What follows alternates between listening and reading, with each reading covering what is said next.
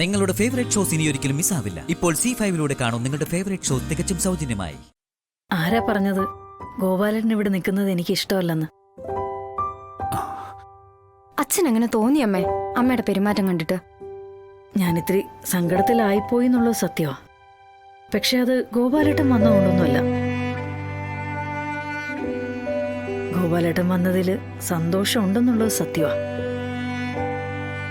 ഗോപാലേട്ടൻ ഇല്ലായിരുന്നെങ്കിൽ എന്റെ ശാരിക്ക് ഇപ്പോഴും ഒരു ജീവിതം ഉണ്ടാവില്ല. കുഞ്ഞുങ്ങൾ വളരുമ്പോ വീടിനൊരു നാഥം വേണം.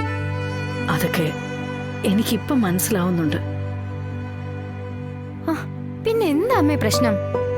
പ്രശ്നമെന്ന് വെച്ചാ പ്രശ്നമല്ല, ജീവിതത്തില് നമ്മൾ നേരിടേണ്ട ചില സംഗതികൾ തന്നെയാ.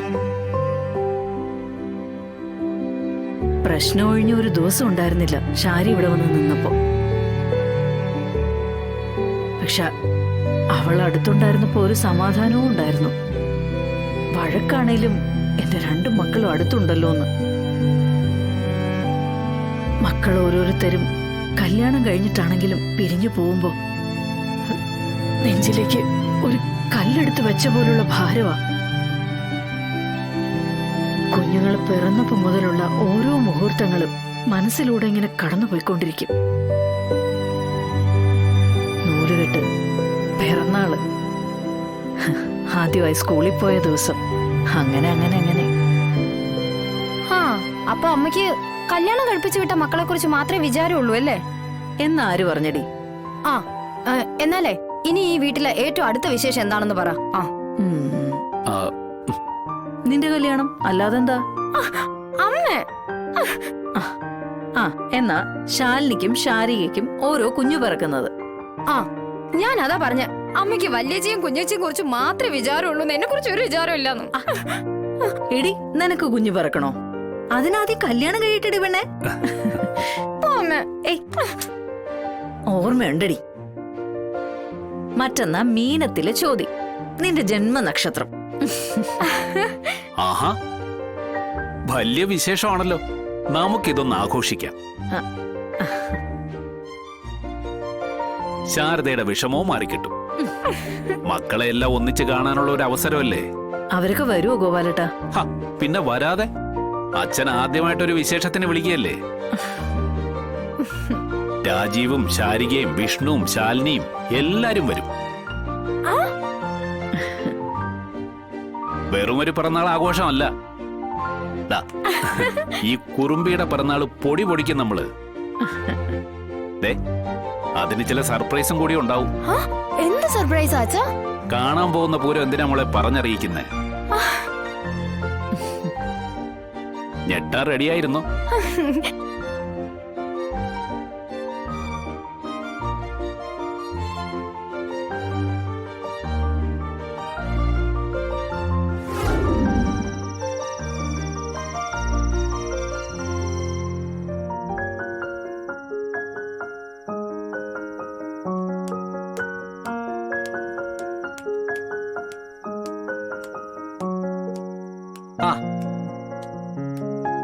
വിഷ്ണുട്ടാ, കിടക്കാറായില്ലേ?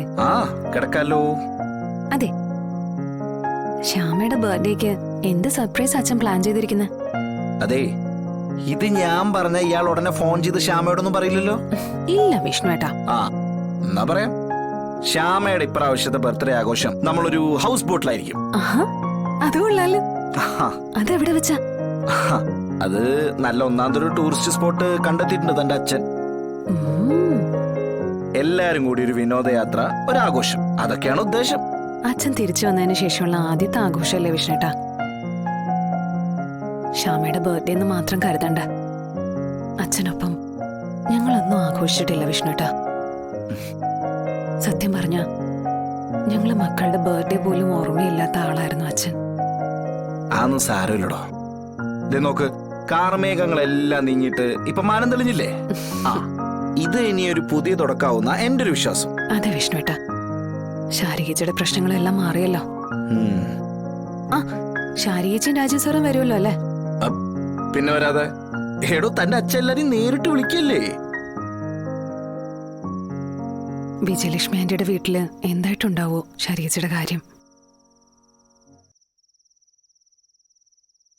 നമ്മൾ ഒന്നിച്ചുള്ള ജീവിതത്തിൽ ഇതുവരെ സംഭവിച്ചതെല്ലാം നമ്മളിവിടെ മറവിയുടെ ചവറ്റുകൊട്ടയിൽ ഉപേക്ഷിക്കുക. ഇപ്പൊ ഈ നിമിഷം മുതലാ രാജീവിന്റെയും ശാരികയുടെ വിവാഹ ജീവിതം ആരംഭിക്കുന്നത്. കഴിഞ്ഞുപോയ ഒന്നിനെ പറ്റിയും ഞാനോ ഇയാളോ പറയാനോ ഓർമ്മിക്കാനോ പാടില്ല.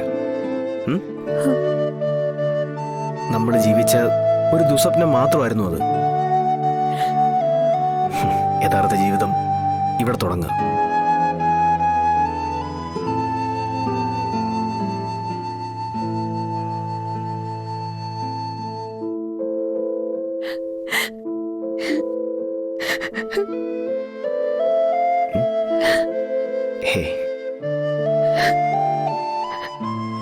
ഒന്നുമില്ലടോ.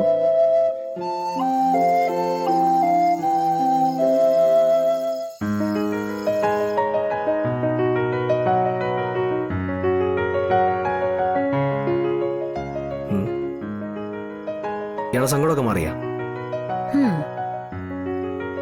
സങ്കടങ്ങളെല്ലാം ഒരു കടലെടുത്ത് പോയ പോലെ, മനസ്സിൽ നിന്ന് വലിയൊരു ഭാരം ഒഴിഞ്ഞ പോലെ. സ്നേഹിച്ചോടുമ്പോ അങ്ങനെ ശരിയേ. ഈ പ്രണയിക്കുന്ന പെൺകുട്ടിയുടെ മുഖം നന്ദിയാർവട്ട പൂ പോലെ സുന്ദരമായിരിക്കുമെന്ന് കവയത്രി പറഞ്ഞത് കേട്ടിട്ടുണ്ടോ?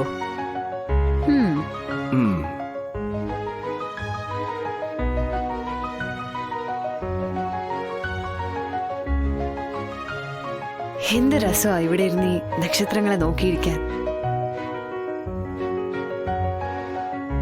ഈ നക്ഷത്രങ്ങളൊക്കെ നമ്മുടെ തലയ്ക്ക് മുകളില് എല്ലാ രാത്രിയിലും വിരിഞ്ഞു നിൽക്കാറുണ്ടോ? നമ്മളത് കാണാറില്ല എന്ന് മാത്രം. നമുക്കതിന് സമയമില്ലല്ലോ.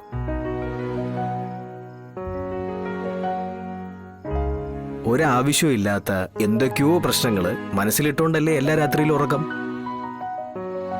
മുറ്റത്തൊരു പൂ വിരിഞ്ഞ അത് കാണാനുള്ള സമയമില്ല. എങ്ങോട്ടൊക്കെയോ ഉള്ള ഓട്ടം.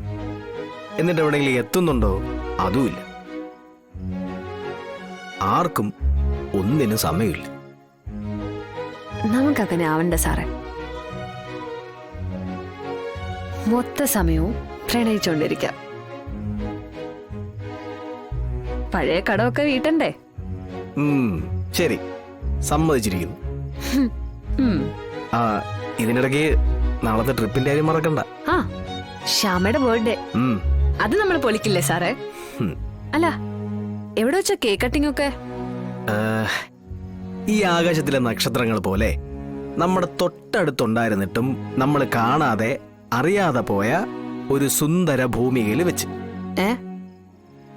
അതെവിടെയാ? നേരിട്ട് കാണാനുള്ളതല്ലേ?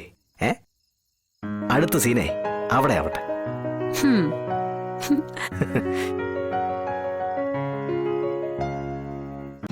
ഡൗൺലോഡ് ചെയ്യൂ C5 ആപ്പ്. കാണൂ എല്ലാ എപ്പിസോഡുകളും സൗജന്യമായി.